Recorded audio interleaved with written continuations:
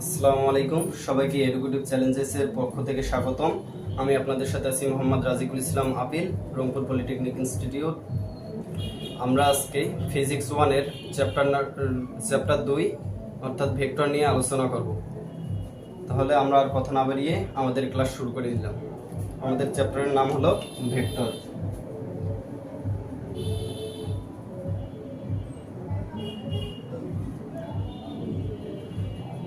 Vector সম্পর্কে জানতে হলে আমাদের জানতে হবে প্রথমে রাশি সম্পর্কে।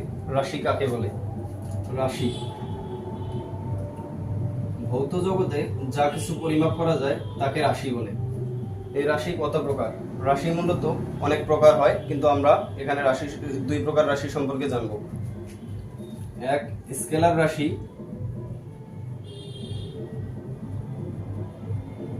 স্কেলার রাশি আর একটা হইল অধ্যায়ের নামে, সেটা হলো ভেক্টর রাশি। ভেক্টর রাশি। এখন স্কেলার রাশি কাকে বলে? যে রাশিকে প্রকাশ করার জন্য শুধু মানের প্রয়োজন হয়, কোনো দিকের প্রয়োজন হয় না, তাকে বলা হচ্ছে স্কেলার রাশি। আর যে রাশিকে প্রকাশ করার জন্য মান ও দিক উভয়ের প্রয়োজন হয় তাকে বলা হচ্ছে ভেক্টর রাশি। এখন আমরা উদাহরণের মাধ্যমে দেখব। মনে করো আমি আর আমার বন্ধু রাস্তা দিয়ে যাচ্ছি, হঠাৎ আমার বন্ধু আমাকে জিজ্ঞাসা করলো, দোস্ত তোর ওজন, তোর ভর কত? এখন আমি ওকে বললাম আমার ভর হলো 60 কেজি। ও তখন আর আমাকে বললো না যে তোর ভর উপরে 60 কেজি নিচে 60 কেজি, ডানে 60 কেজি না বামে 60 কেজি। ও কিন্তু বুঝে গেছে যে আমার ভর 60 কেজি। এটাই হচ্ছে ভাই স্কেলার রাশি, যাকে বোঝানোর জন্য কোনো দিকের প্রয়োজন দিতে হয় না, কোনো দিকের প্রয়োজন হয় না। এসবের উদাহরণ হলো যেমন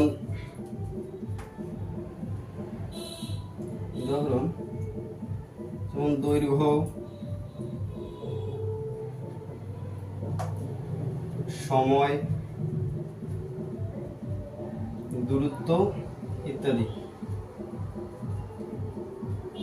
ইত্যাদি। আর ভেক্টর ভেক্টর ভেক্টর রাশি প্রকাশ করার জন্য আমাদের মান ও দিক উভয়ের প্রয়োজন হয়। এখন আমি এইখানে মনে করো আমি এইখানে দাঁড়ায় আছি, আমার এক বন্ধু আমার কাছে আসার কথা, সে আমাকে ফোন দিয়ে বলতেছে যে আমি এই বাজারে আছি। মনে করলাম এটা হলো বাংলা বাজার, আমি বাংলা বাজারে আছি। এখন আমি যদি ওকে বলি যে আমি তোর কাছ থেকে 200 মিটার দূরে আছি, ও কিন্তু ভাই আমার কাছে আসতে পারবে না। কারণ আমি যদি ওকে সেন্টার ধরে 200 মিটারের ব্যাসার্ধ নিয়ে একটা বৃত্ত অঙ্কন করি, তাহলে বৃত্তের উপরে প্রত্যেকটা বিন্দু থেকে দূরত্ব হবে 200 মিটার। ও কিন্তু সহজে আমার কাছে আসতে পারবে না। কিন্তু আমি যদি বলি যে তুই যেখানে দাঁড়িয়ে আছিস তার ঠিক উত্তর দিকে 200 মিটার দূরে আমি দাঁড়িয়ে আছি, সে কিন্তু সহজে আমার দিকে আসতে পারবে। এটাই হলো ভাই ভেক্টর রাশি। অর্থাৎ মান এবং দিক উভয়ে জানতে হবে, না জানলে এ রাশি অর্থাৎ মান ও দিক উভয় জানতে হবে। এখন আমরা জানবো ভেক্টর রাশির প্রকাশ। আমরা ভেক্টর রাশিকে কিভাবে প্রকাশ করতে পারি।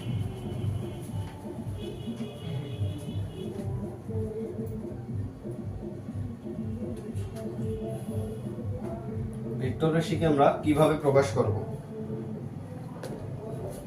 মনে করি আপিল একটি ভেক্টর রাশি। এখন আমি যদি আপিল লিখি, এটা কি আমি বুঝবো যে এটা ভেক্টর রাশি? অবশ্যই না। ভেক্টর রাশি বোঝানোর জন্য আমাদের কিছু সিম্বল ইউজ করা লাগবে। যেমন আমি যদি ভেক্টর আপিলের উপরে একটা অ্যারো চিহ্ন দেই, তাহলে এটা কিন্তু একটা ভেক্টর রাশি হবে। আবার যদি আমি অ্যারো চিহ্ন না দিয়ে এর উপরে একটা বার চিহ্ন অথবা নিচে একটা বার চিহ্ন, যে কোনো দিকে যদি উপরে দেই তবুও হবে, নিচেও দেই তবুও হবে, এরকম যদি আমি দেই তাহলে বুঝবো এটা একটা ভেক্টর রাশি। আবার যদি আমি অ্যারো না দিই, নামটা বোল্ড অক্ষরে লিখি, মানে মোটা করে লিখি, তাহলে কিন্তু বোঝা যাবে যে এটা একটা ভেক্টর রাশি। এখন আমরা আলোচনা করব ভেক্টরের দিক নিয়ে। ভেক্টরের দিক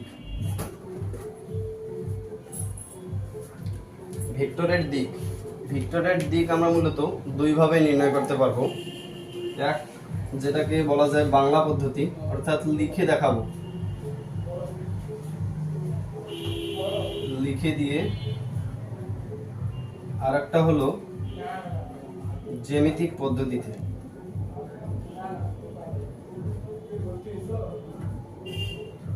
জ্যামিতিক পদ্ধতিতে। এখন লিখে দিয়ে কি ভাই, অথবা লিখে পদ্ধতিতে কি? আমি যদি বলি আমি তোমার কাছ থেকে 200 মিটার দূরে আছি, 200 মিটার দূরে উত্তর দিকে আছি, এটা কিন্তু ভাই একটা লিখে পদ্ধতি। আমি লিখে জানালাম যে আমি তোমার কাছ থেকে কোন দিকে আছি। আমি যদি বলি 200 মিটার উত্তর, দক্ষিণ, পূর্ব, পশ্চিম, যে কোনো দিকে বললে আমি কিন্তু ডিরেক্ট বলে দিয়েছি যে আমি তোমার থেকে এই দিকে আছি। এটাই হচ্ছে ভাই লিখে পদ্ধতি। আর জ্যামিতিক পদ্ধতিটা কি? আমি যদি তীর চিহ্ন দিয়ে তোমাকে দেখাই যে এটা একটা এই ভেক্টর, তাহলে এই ভেক্টরের দিক কি হবে? এটা যদি আদি বিন্দু হয়, এটা শেষ বিন্দু, তাহলে ভেক্টর এই ভেক্টরের দিক কি? আদি বিন্দু থেকে শেষ ভেক্টরের দিকে। আদি বিন্দু থেকে ভেক্টরের দিক হবে আদি বিন্দু থেকে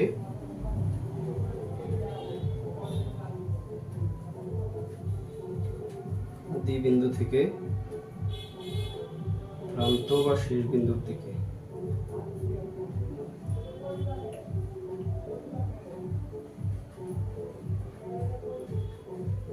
অথবা শেষ বিন্দুর দিকে। এটা হলো জ্যামিতিক পদ্ধতি। আশা করি সবাই ভেক্টরের দিক সম্পর্কে বুঝতে পেরেছে। এখন আমরা আলোচনা করব ভেক্টরের বিভাজন সম্পর্কে। ভেক্টরের বিভাজনটা কি?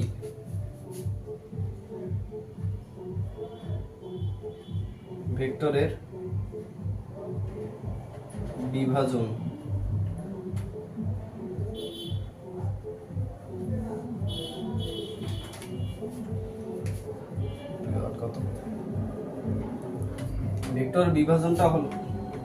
ভেক্টর বিভাজনটা হলো কোনো ভেক্টর রাশিকে তার উপাদানে 2 বা ততোধিক উপাদানে বিভক্ত করার পদ্ধতি, সেটাই হচ্ছে ভেক্টর বিভাজন। মনে করো এইটা একটা ভেক্টর, মনে করলাম এটা একটা ভেক্টর। এটাকে আমি কয়ভাবে বিভাজন করতে পারি বা বিভক্ত করতে পারি? 2 ভাবে। একটা হলো আনুভূমিক ভাবে, আর একটা হলো উলম্ব বা লম্ব ভাবে। এখন আমরা দেখব কিভাবে আমরা আনুভূমিক ভাবে এবং লম্ব ভাবে এই ভেক্টরটাকে বিভক্ত করতে পারি। আমি ভেক্টরটাকে এইদিকে নিয়ে আসি। মনে করি এটা হলো পি ভেক্টর। এখন পি ভেক্টরকে আমি এক্স অক্ষের দিকে পি ভেক্টরের উপাংশটা নির্ণয় করব। কিভাবে নির্ণয় করব? আমি এই পি ভেক্টরের আদি বিন্দু এবং শেষ বিন্দু, আদি বিন্দু থেকে যেহেতু আমি এক্স অক্ষের দিকে পি ভেক্টরের উপাংশ নির্ণয় করব, তাই আমি প্রথমে পি ভেক্টরের আদি বিন্দু এবং শেষ বিন্দু থেকে এক্স অক্ষের উপর লম্ব টানবো। এক্স অক্ষের উপর কি টানবো? লম্ব টানবো। মনে করি এটা যদি এ হয়, এটা বি, তাহলে এটা ধরলাম এ প্রাইম, এটা বি প্রাইম। তাহলে পি ভেক্টরের আনুভূমিক উপাংশটা কি হলো? এ প্রাইম বি প্রাইমই হলো পি ভেক্টরের আনুভূমিক উপাংশ। আমরা এটাকে পি অফ এক্স ধরে নিতে পারি, যেহেতু এক্স অক্ষের দিকে, তাই আমি পি অফ এক্স ধরলাম। আলাদা কিছু ধরলেও সমস্যা হবে না। এখন আমরা দেখি লম্ব উপাংশটা। লম্ব উপাংশ আমরা যদি এই ভেক্টরটার, এইটা আদি বিন্দু, এটা শেষ বিন্দু, আমরা যদি ওয়াই অক্ষের দিকে লম্ব টানি, তাহলে কি পাওয়া যাবে? ওয়াই অক্ষের দিকে লম্ব টানলে আমরা দেখব এটা যদি বি হয়, এটা এ হয়, এটা এ প্রাইম, এটা বি প্রাইম। তাহলে এইটুকু অংশই হলো আমার লম্বিক উপাংশ। লম্বিক উপাংশ, পি ভেক্টরের লম্বিক উপাংশ। এটাকে আমি ধরলাম পি ওয়াই, ওয়াই অক্ষের দিকে গেছে দেখে আমি ধরছি পি অফ ওয়াই। এখন আমরা দেখব, এতক্ষণ আমরা দেখছি যে ভেক্টরটা শুরু হয়েছিল এই দিক থেকে, কিন্তু এখন আমরা দেখব ভেক্টরটা যদি শুরু হয় মূল বিন্দু থেকে, তখন আমরা কি করব। এটা হলো পি ভেক্টর। মূল বিন্দু থেকে যদি ভেক্টরটা শুরু হয় তখন আমাদের কাজ আরো সহজ হয়েছে। একটা বিন্দু অলরেডি অক্ষের উপর আছে, আমাদের আর একটা বিন্দু থেকে অক্ষ দুইটার উপর লম্ব টানতে হবে। তাহলে আমি পি ভেক্টরের প্রান্ত বিন্দু থেকে এক্স অক্ষের উপর একটা লম্ব টানলাম। তাহলে আমাদের এইটুকু হলো, ধরে নিলাম পি অফ এক্স, আমাদের আনুভূমিক উপাংশ হলো পি অফ এক্স। আবার আমি লম্ব উপাংশ বাইর করার জন্য পি এর প্রান্ত বিন্দু থেকে ওয়াই অক্ষ বরাবর একটা লম্ব টানব। ধরে নিলাম এটা হলো পি অফ ওয়াই, অর্থাৎ লম্ব উপাংশটার মান হলো পি অফ ওয়াই। আর ধরি ভেক্টরটা এক্স অক্ষের সাথে থিটা কোণে গেছে। তাহলে এখন আমরা নির্ণয় করব পি অফ এক্স এবং পি অফ ওয়াই। এখন দেখো, এটা যদি পি অফ ওয়াই হয় তাহলে আমরা এটাকেও পি অফ ওয়াই বলতে পারি।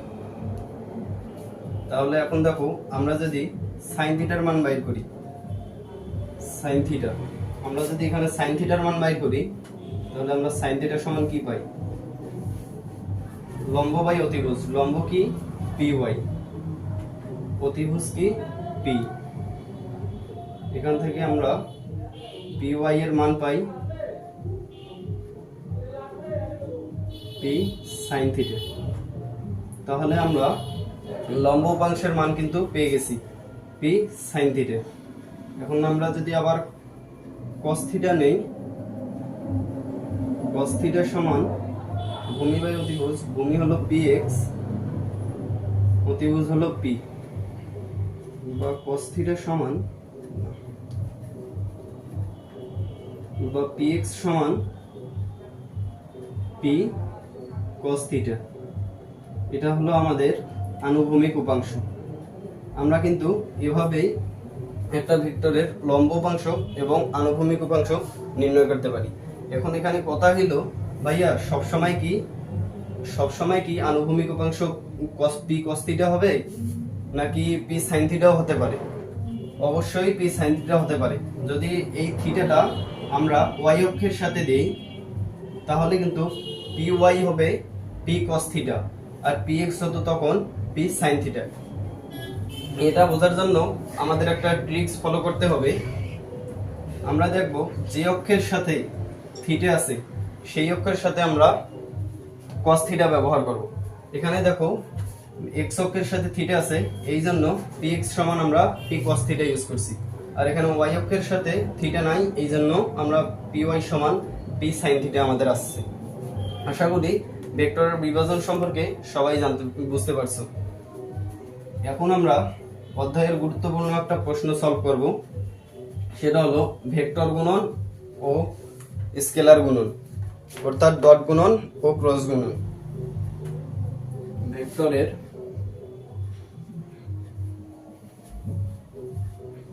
ডট গুণন।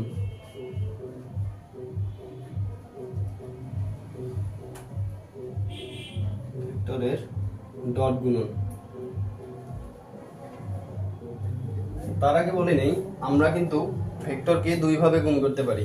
একটা হচ্ছে ভেক্টরের ডট গুণন আর একটা হচ্ছে ভেক্টরের ক্রস গুণন। আমরা দুইটাই ধাপে ধাপে শিখব। প্রথমে আমরা ভেক্টরের ডট গুণনটা দেখি। ভেক্টরের ডট গুণন, দুটি ভেক্টর রাশির গুণফল,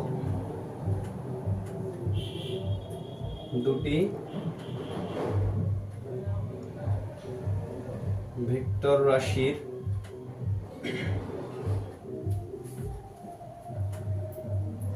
গুণফল যদি একটি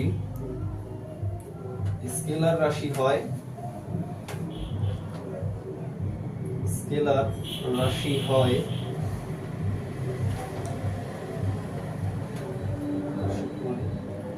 তবে তাকে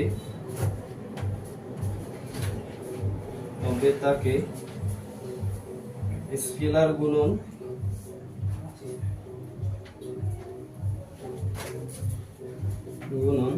বা ডট গুণন বলে, ডট গুণন বলে। এখন এই স্কেলার বা ডট গুণফলের মান কি হবে? যে দুটি ভেক্টরকে আমরা গুণ করব সেই এটার স্কেলার বা ভেক্টর গুণফলের মান হবে যে দুটি ভেক্টরকে আমরা গুণ করব ওই ভেক্টর দুটির মান এবং ওই ভেক্টর দুটি যত কোণে আছে ভেক্টর দুটির মধ্যবর্তী কোণের কোসাইনের গুণফলের সমান। আমি আবার বলি, ভেক্টরের স্কেলার বা ডট গুণফল বলতে ডট গুণফলের মান হলো যে দুটি ভেক্টরকে আমরা নেব ওই দুইটি ভেক্টরের মান এবং ওই দুটি ভেক্টরের মধ্যবর্তী কোণের কোসাইনের গুণফলের সমান। সেটা আমরা ব্যাখ্যার মাধ্যমে দেখতে পাচ্ছি। তার আগে বলি এই ভেক্টরের ডট গুণের নাম কেন হলো। এই গুণটা আমরা করব দুটি ভেক্টরের মধ্যে ডট চিহ্ন দিয়ে এই গুণটা আমরা করব বলে এই ভেক্টরের নাম হয়েছে ভেক্টরের ডট গুণন। এখন আমরা ব্যাখ্যাটা দেখে নিই।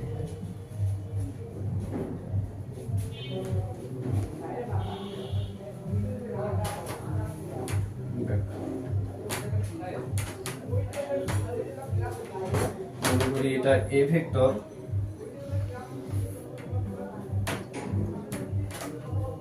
এবং এটা বি ভেক্টর এবং এদের মধ্যবর্তী কোণ আলফা। এদের মধ্যবর্তী কোণ কি ভাইয়া? আলফা। এখানে আমরা লিখব, মনে করি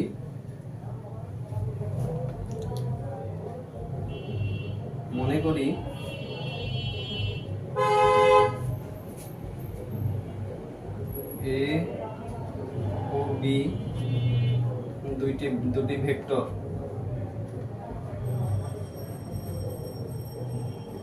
ভেক্টর, যার মধ্যবর্তী কোণ আলফা। যার মধ্যবর্তী কোণ কি? আলফা। আমরা এখন সূত্রানুসারে উপরের সূত্র আমরা উপরের সূত্র থেকে কি পাই? আমি কিন্তু আগেই বলেছিলাম যে ভেক্টরের স্কেলার বা ডট গুণফলের মান হবে দুটো ভেক্টর, যে দুটো ভেক্টরকে গুণ করব ওই দুটো ভেক্টরের মান এবং এদের মধ্যবর্তী কোণের কোসাইনের গুণফলের সমান। এদের মধ্যবর্তী কোণ আলফা, তাহলে হবে কজ আলফা। এদের মধ্যবর্তী কোণের কোসাইনের গুণফলের সমান, অর্থাৎ a dot b is equals to ab cos alpha. এটাই হলো মূলত ভেক্টরের ডট গুণ করার সূত্র। এখন এটাকে দেখো তো ভাইয়া, আমরা এটা লিখতে পারি কিনা? a b cos আলফা, আবার b a cos আলফা। এটাকে আমরা কেন লিখলাম তা এখন আমি বলবো।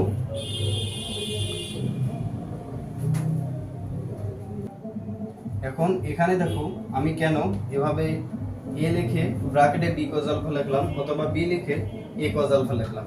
অবশ্যই এর কারণ আছে। এখন আমরা কারণটা দেখব।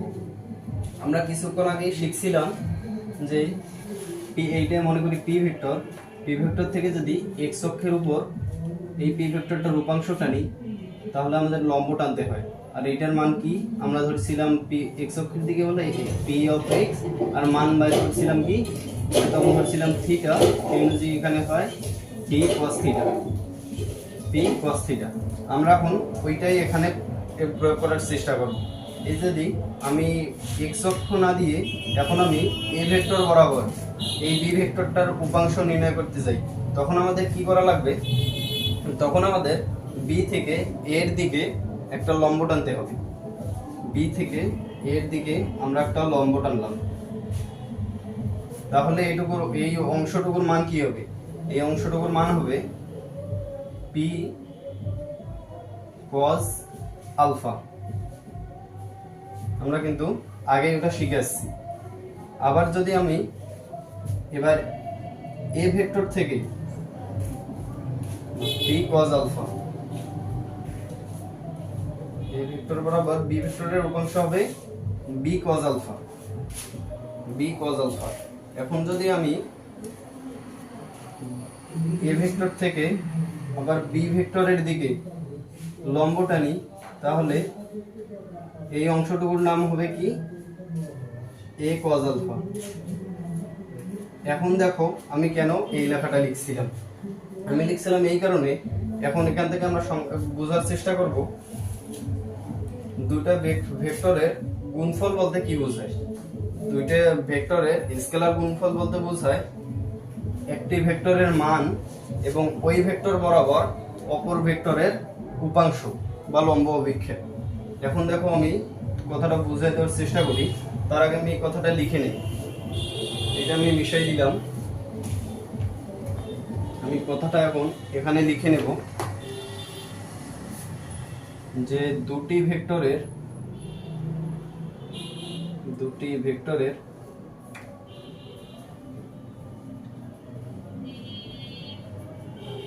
স্কেলার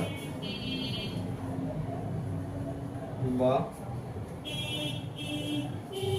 দুটি ভেক্টরের স্কেলার বা ডট গুণফল বলতে বোঝায়, ডট গুণফল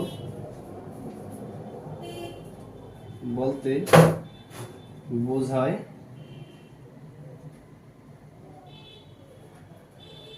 একটি ভেক্টরের মান,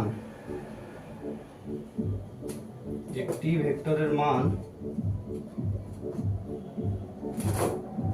ভেক্টরের মান এবং সেই ভেক্টর বরাবর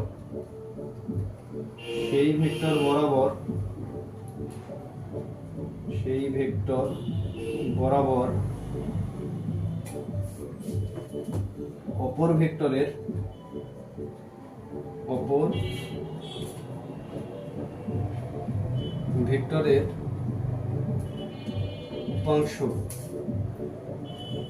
উপাংশ অপর ভেক্টরের উপাংশের গুণফলকে, অর্থাৎ দুটি ভেক্টরের স্কেলার বা ডট গুণফল বলতে আমরা বোঝাচ্ছি একটি ভেক্টরের মান এবং ওই ভেক্টর বরাবর অপর ভেক্টরের লম্ব অভিক্ষেপ বা উপাংশ। কিভাবে? এখন দেখো আমরা প্রথমে নিছিলাম কি এ, এখন বি থেকে যদি আমরা এ ভেক্টরের দিকে লম্ব অভিক্ষেপ বা উপাংশ টানি, তাহলে আমরা পাইছিলাম কি বি কজ আলফা। প্রথমে আমরা নিলাম এ ভেক্টরের মানটা নিলাম এ, এবং বি কজ আলফা কি এ ভেক্টর বরাবর বি ভেক্টরের উপাংশ। অনুরূপভাবে এটা প্রথমে আমরা নিছিলাম বি এবং পরে নিলাম বি ভেক্টরের দিকে এ ভেক্টরের উপাংশে। তাহলে আমরা এই কথাটা বলতে পারি যে দুটি ভেক্টরের স্কেলার বা ডট গুণফল বলতে বোঝায় একটি ভেক্টরের মান এবং সেই ভেক্টর বরাবর অপর ভেক্টরের উপাংশের গুণফলকে। আশা করি সবাই ভেক্টরের ডট গুণন সম্পর্কে বুঝতে পারছো। এখন আমরা আলোচনা করব ভেক্টরের ক্রস গুণন বা ভেক্টর গুণন নিয়ে।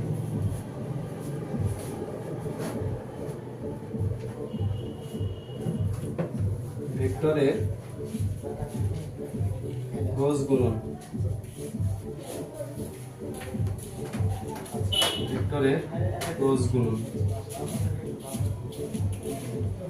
আমি এই সংজ্ঞাটা লিখে নেই। দুটি ভেক্টরের মান যদি একটি ভেক্টর রাশি হয় তবে তাকে ভেক্টর গুণন বা ক্রস গুণন বলে। কি দুটি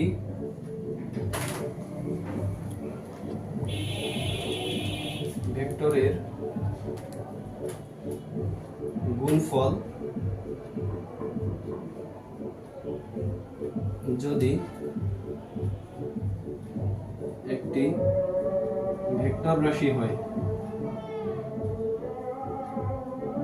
তবে তাকে ভেক্টর গুণন বা ক্রস গুণন বলে।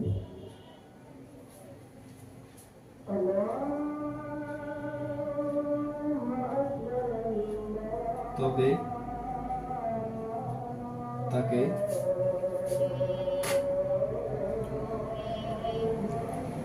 ভেক্টর গুণন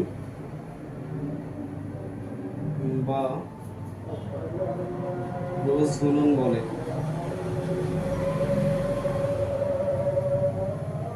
ভেক্টর গুণন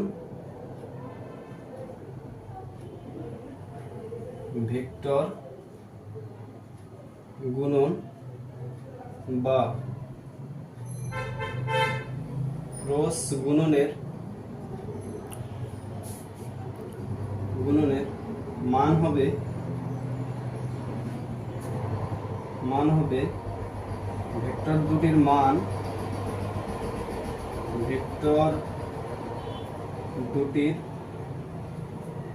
মান এবং এদের অন্তর্ভুক্ত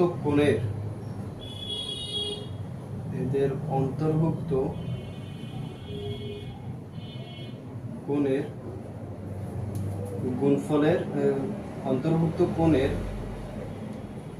সাইনের গুণফলের সমান।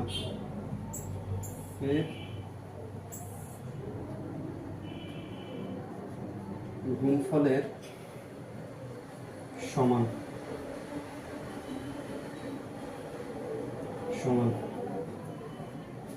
অন্তর্ভুক্ত কোণের সাইনের গুণফলের সমান। এখন এটা আমরা চিত্রের মাধ্যমে দেখব। আমরা এখন এটা ব্যাখ্যা করব চিত্রের মাধ্যমে।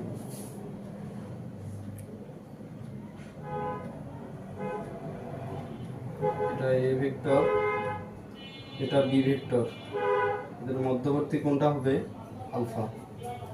এখন এখানে লিখে দেব, মনে করি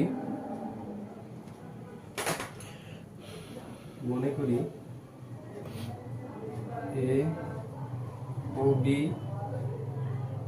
দুটি ভেক্টর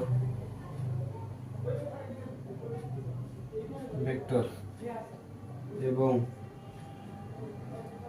এদের মধ্যবর্তী কোণ অন্তর্ভুক্ত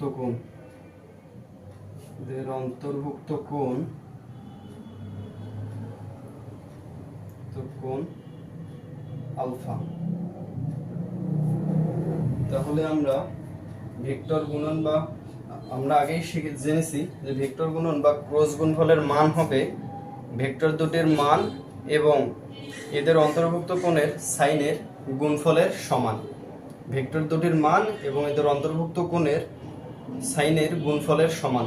অর্থাৎ এ ও বি যদি দুটো ভেক্টর হয় তাহলে এ ক্রস বি ইকুয়ালস টু হবে দুইটা ভেক্টরের মান অর্থাৎ এ বি এবং এদের মধ্যবর্তী কোণ সাইন থিটা হলো আলফা গুণফলের সমান।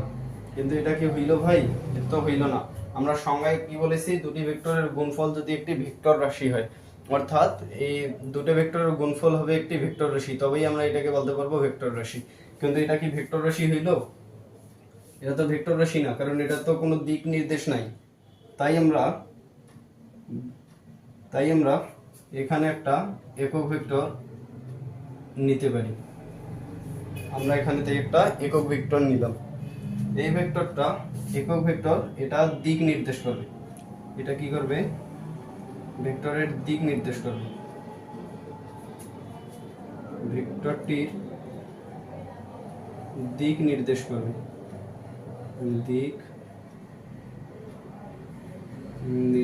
করবে। আবার আমরা অনুরূপভাবে এটাও লিখতে পারি যে বি ক্রস এ সমান B A sine alpha.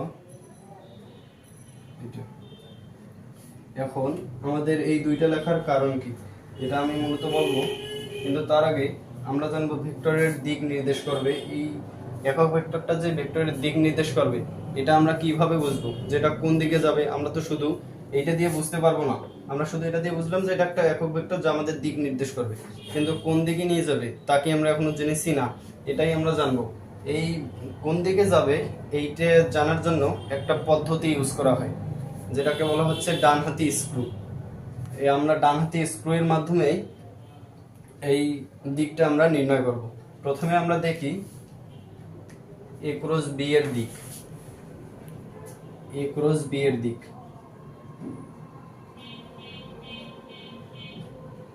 A cross B, এইটার আমরা প্রথমে দিকটা নির্ণয় করব। এটা হলো এ ভেক্টর আর এটা হলো কি বি ভেক্টর। এ এবং বি দুইটা ভেক্টর দিলাম। এখন ডানহাতি স্ক্রুটা কি? ডানহাতি স্ক্রু বলতে এখানে বোঝানো হচ্ছে এই হাতটা আমরা এ ভেক্টর, যেহেতু প্রথমে এ নিয়েছি পরে বি নিছি, তাই আমরা এ থেকে বি তে যে যাব এইভাবে যাব, অর্থাৎ ডান হাতটা এ থেকে আমরা বি তে নিয়ে গেলে এই আঙ্গুলটা কোন দিকে যায়, যেদিকে যাবে সেটাই হবে এ ক্রস বি এর ডিরেকশন, মানে ভেক্টরটার দিক। এখন আমরা দেখি সেটা আবার ডিরেক্ট এ ক্রস বি আমরা যে এ থেকে বি তে নিয়ে যাব সেটাও নিয়ে যেতে হবে আবার ক্ষুদ্রতর কোণে। আমরা যদি দেখি এই কোণটা এবং এই কোণটা, কোনটা কোণ ছোট হয়, অবশ্যই এই কোণটা ছোট হবে, তাই আমরা এ থেকে বি তে এই দিক দিয়ে নিয়ে যাব। এখন দেখো আমি তোমাদের হাতে করে দেখাচ্ছি। এ ভেক্টর এই বরাবর এবং বি ভেক্টর এই বরাবর। এখন আমি এ থেকে বি তে যাব নর্মাল ভাবে। এখন আমি এ থেকে বি তে যাই, আঙুলটা কোন দিকে গিয়েছে, যদি আমি এ থেকে বি তে যাই আঙুলটা দেখো লম্ব বরাবর উপরের দিকে গিয়েছে, তাহলে এ ক্রস বি এর ডিরেকশন কি হবে? লম্ব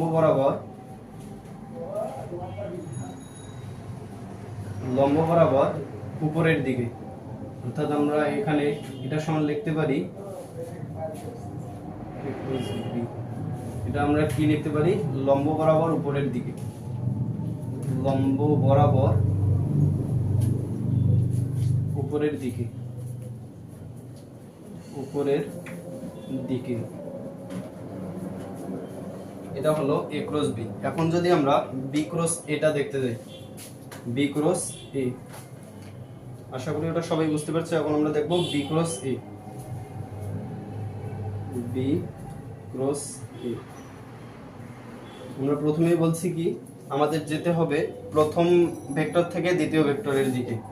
এখন দেখো এটা যদি এ ভেক্টর হয় এবং এটা বি ভেক্টর, এখন আমরা প্রথমে নিচ্ছি কি বি। এখন বি থেকে এতে আমরা ক্ষুদ্রতর কোণে ঘুরবো। এখন দেখি আমি যদি ডান হাতটা এখানে রাখি এবং বাঁকটা এদিকে দিয়ে বি থেকে এতে আসি, তাহলে দেখো ভাই আমি যদি এরকম করি বি থেকে এতে আসি, তাহলে আমার এই আঙুলটা কোন দিকে গেছে? আমার এই আঙুলটা কিন্তু লম্ব বরাবর নিচের দিকে গেছে। তাহলে বি ক্রস এর ডিরেকশন কোন দিকে হবে? লম্ব বরাবর নিচের দিকে।